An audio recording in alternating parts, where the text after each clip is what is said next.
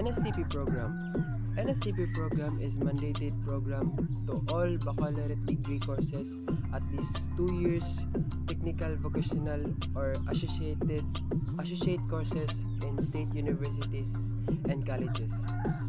It is signed by law by President Gloria Macapagal Arroyo. The three things I knew about NSTP program is first is it is a mandated program in college. Second is it is a law.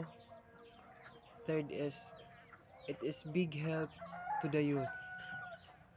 The three components of NSTP program, which is ROTC or Reserve Officers Training Corps, and the lit Literacy Training Services or LTS, and the Civic Welfare Training Services or CWTS,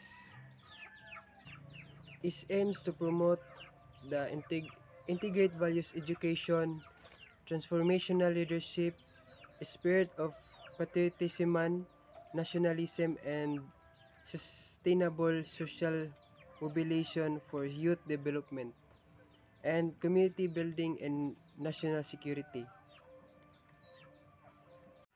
And for me, it encourages the youth to lead a hand and help to the out of school youth to be more productive for the better movement of their lives.